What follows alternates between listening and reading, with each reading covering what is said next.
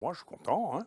Ils disent, attendez, les médecins doivent aller voir les malades, ils doivent les soigner, éventuellement les anticoaguler, éventuellement leur donner de l'oxygène, leur donner des antibiotiques. D'accord, il y a un point sur lequel on n'est pas encore d'accord, mais on finira par être d'accord, c'est que l'hydroxychloroquine change le pronostic des gens aussi. Ça, vous n'avez pas changé d'avis là-dessus. Non, mais vous savez, on peut répéter en boucle ça en France ou en Europe de l'Ouest. Vous savez, il est sorti là 2 études dans les 15 jours, une en Iran sur 28 000 malades, la nôtre qu'on vient de soumettre sur 11 000 malades, une autre en Arabie Saoudite sur 5 000 malades, avec les mêmes résultats, ça diminue de 75% le risque de mort. Donc après... À quel moment vous l'administrez, selon vous?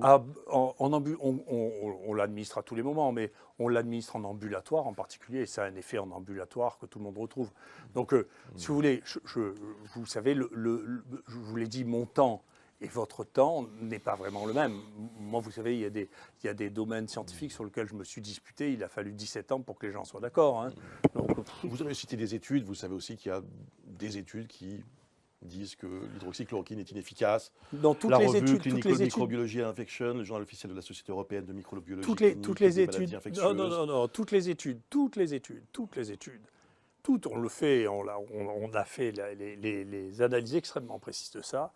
Toutes les études qui montrent que ça ne marche pas sont liées avec des gens qui ont des conflits d'intérêts avec Gilead. 100%.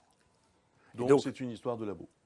C'est une histoire de philosophie de la prise en charge thérapeutique qui est une histoire compliquée, moi je pense qu'on vit, c'est pour ça que c'est si compliqué, c'est pour ça que c'est difficile à comprendre, on vit une grande mutation dans l'histoire de notre propre civilisation, qui est que, contrairement à ce qu'on imaginait, la plupart des molécules sont polyvalentes et que on a un patrimoine moléculaire et chimique qui est extraordinaire.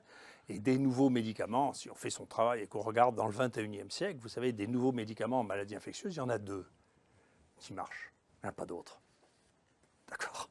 Donc on est à la fin d'une histoire. Il y a des gens qui ne sont pas rendus compte qu'on était à la fin de cette histoire, c'est tout. Hein. Donc Gilead est plus fort que tous les États du monde entier qui pourraient se jeter sur l'hydroxychloroquine. Comment vous imaginez ? J'entends Non, c'est pas tous les États du monde entier. Vous confondez. Vous confondez les États-Unis et l'Europe de l'Ouest avec le monde entier. Non, ça fait un peu moins d'un quart de la population. Ça fait beaucoup. Ça fait un quart de la population. Donc c'est. Non, mais la Chine, l'Inde. Le Brésil, ça fait pas beaucoup, ça ? Si, aussi, vous avez raison. On va pas se battre là-dessus. Non, mais là, on compte, c'est simple comme tout. Non. J'essaie de comprendre, encore une fois, parce que cet argument que vous donnez maintenant sur ce labo pharmaceutique qui bloquerait en quelque sorte, ça paraît tellement fou.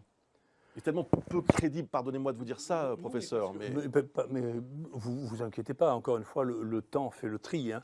Donc vous dites un jour ou l'autre, oui, on me donnera raison. C'est juste une question de temps. Vous savez, vous ne pouvez pas croire, honnêtement. Si vous croyez, vous êtes un enfant. Honnêtement, la Commission européenne, la veille du jour où l'OMS dit ça ne marche pas, la remdesivir, la Commission européenne en achète pour 1 milliard. Une semaine après, le directeur général nous dit vous pouvez le distribuer, on vous en donne tant que vous voulez, c'est gratuit. Et vous le prenez comme ça, mais vous le prenez comme vous voulez. Je m'en fous. Ça m'indiffère. Que vous le gobiez, ça m'amuse.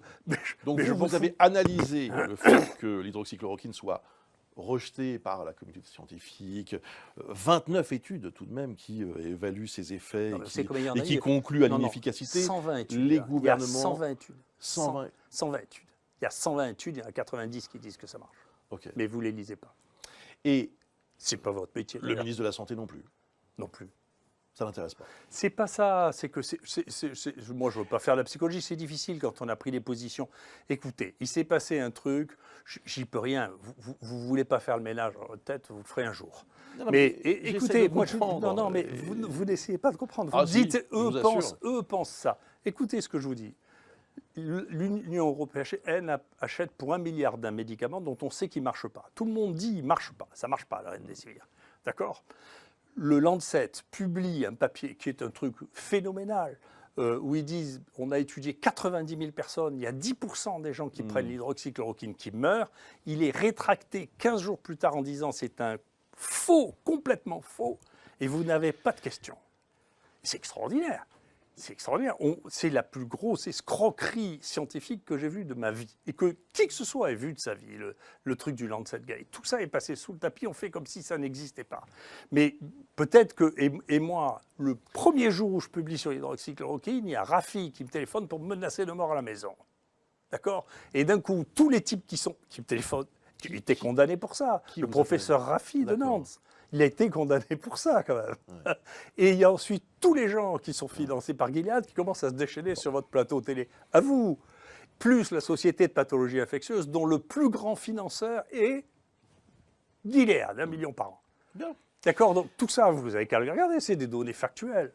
C'est pas compliqué. Je vous demandais simplement si vous aviez changé d'avis, et vous m'avez répondu. Pas du tout. Non, je n'ai pas changé d'avis. Une seconde, vous n'avez pas bougé d'1 centimètre sur cette question de l'hydroxychloroquine. Pas du tout. Ni sur celle de l'hydroxychloroquine, ni sur celle du remdesivir.